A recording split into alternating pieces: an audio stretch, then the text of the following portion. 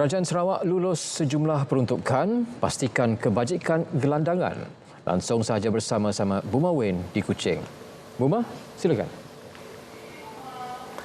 Baik, terima kasih Otto.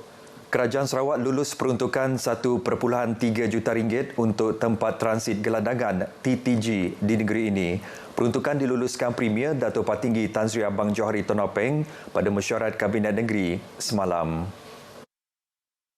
Menteri Pembangunan Wanita, Kanak-kanak dan Kesejahteraan Komuniti Datuk Seri Fatimah Abdullah berkata beliau sebelum itu telah membentangkan cadangan berkaitan keperluan gelandangan di TTG. Ketika ini terdapat 2 TTG telah beroperasi iaitu di Kuching dan Sibu. 2 lagi TTG dijadual beroperasi sebelum penghujung tahun ini iaitu di Bintulu dan Miri. Peruntukan yang kita minta adalah untuk keempat-empat sebab empat-empat insyaAllah akan beroperasi.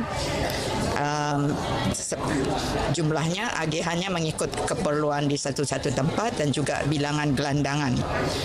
Peruntukan ini adalah untuk beri makan, kita beri 1 meal per day. Beliau ditemui selepas menyempurnakan Majlis Sejambak Kasih Aidilfitri bahagian Kuching. 10,883 penerima bantuan bulanan kebajikan yang meraikan Aidilfitri di Sarawak akan terima sumbangan menerusi program Sejambak Kasih. 10,883 penerima bantuan bulanan kebajikan yang meraikan Aidilfitri di Sarawak akan terima sumbangan menerusi program Sejambak Kasih. Daripada jumlah tersebut, 2,786 merupakan penerima dari bahagian Kuching. Lembaga Amanah Kebajikan Masjid Negeri Sarawak LAKMNS berhasrat melabur dalam sektor ekonomi hijau. Ketua Pegawai Eksekutifnya Dato' Abdul Hadi Abdul Kadir berkata, institusi itu merancang bekerjasama dengan beberapa entiti strategik menyorok ke sektor tersebut. Untuk bekerjasama dengan beberapa entiti yang ada untuk kita dapat sama-sama membelikan tenaga untuk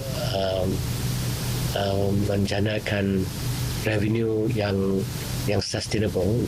We're looking into the green revenue from green economy. Insyaallah, this is in line with state policy also.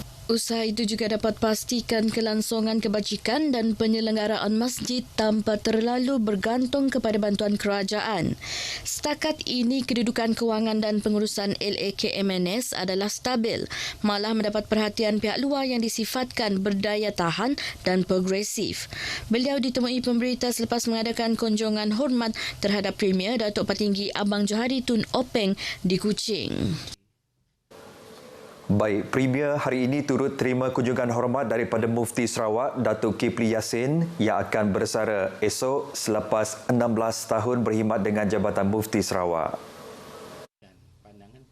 Bercakap kepada pemberita, beliau memberitahu sokongan kerajaan bantu perkukuh peranan dan fungsi institusi fatwa di negeri ini. Walaupun fatwa dikhususkan kepada umat Islam, namun pandangan yang dikeluarkan tetap mengambil kira sensitiviti masyarakat bukan Islam demi menjamin kesejahteraan bersama. Keharmonian rakyat pelbagai kaum dan agama di Sarawak dilihat sebagai contoh terbaik dalam memelihara perpaduan di Malaysia. Beliau merakamkan penghargaan kepada kerajaan negeri dan seluruh masyarakat atas kerjasama serta komitmen tinggi dalam memastikan perpaduan rakyat kekal kukuh.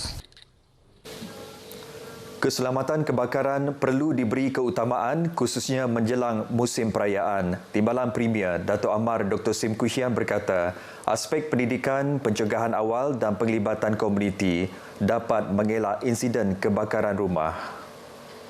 Katanya kebakaran berisiko berlaku ketika musim perayaan susulan penggunaan elektrik berlebihan selain faktor kecuaian. Bagaimanapun, kebakaran dapat dielak dengan kesedaran tinggi orang ramai terhadap aspek keselamatan. The importance of the residential, the houses fire safety is always in question because fire safety at home, right, is not just something that I will take lightly. It's so easy to start a fire, but also it's so easy to have simple knowledge.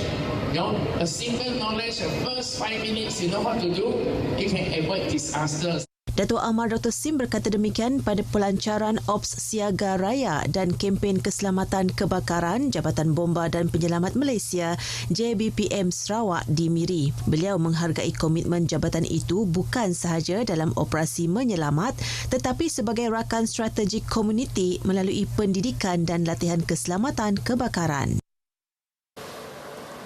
Kerja-kerja pembinaan Pusat Seni Persembahan Sarawak di Kuching berjalan lancar. Menteri Pelancongan, Industri Kreatif dan Seni Persembahan, Datuk Seri Abdul Karim Rahman Hamzah berkata, projek itu kini capai 29% kemajuan mendahului jadual yang ditetapkan. They are actually ahead of time, but by 1-2% macam itulah. Kos projek ini keseluruhannya adalah 247 juta. Dan komponennya adalah bangunan ini dan bangunan di sebelah tu, iaitu Lapau. Projek tersebut dijadual siap pada Jun 2027 dan akan mempunyai kapasiti 600 tempat duduk. Beliau ditemui pemberita selepas mengadakan lawatan ke tapak projek di Petrajaya. Pusat Seni Persembahan dibina melalui pengubahsuaian bangunan lama Dewan Undangan Negeri Dun Sarawak. Jabatan Kejeraya JKR Sarawak terus beri komitmen tinggi bantu kerajaan tingkat infrastruktur pendidikan luar bandar. Terkini, jabatan itu berjaya laksana pembangunan kemudahan di beberapa sekolah di Bintulu.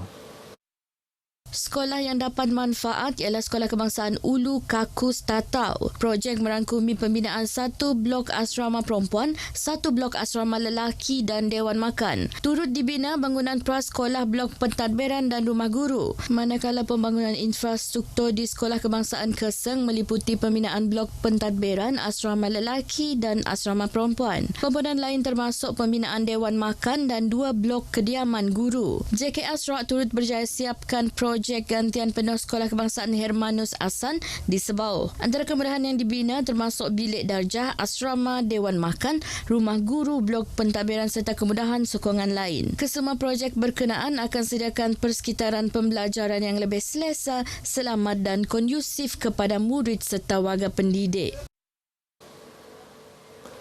Sementara itu, sebuah dewan baharu akan dibina di Sekolah Menengah Kebangsaan Bintulu. Ia bagi menyediakan kemudahan yang selesa dan selamat kepada lebih 3,000 pelajar. Adun Tanjung Batu, Johnny Pang berkata projek diluluskan menerusi dana bantuan pembangunan khas kerajaan. Projek melibatkan pembiayaan RM2 juta dan masih di peringkat penyelarasan teknikal bersama agensi berkaitan sebelum reka bentuk akhir dimuktamadkan. Proses tender dijangka dilaksana dalam tempoh 1 hingga 2 bulan sebelum kerja pembinaan dimulakan. Pembinaan dewan itu nanti diharap dilaksana mengikut jadual untuk manfaat warga sekolah.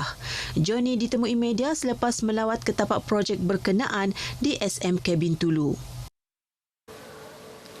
Baik saudara, berita itu tadi mengakhiri perkongsian dari Sarawak. Kembali kepada Otto untuk lebih banyak perkembangan dalam negara. Salam Malaysia Madani. Baik, terima kasih Bu Mawin langsung dari Kuching, Sarawak.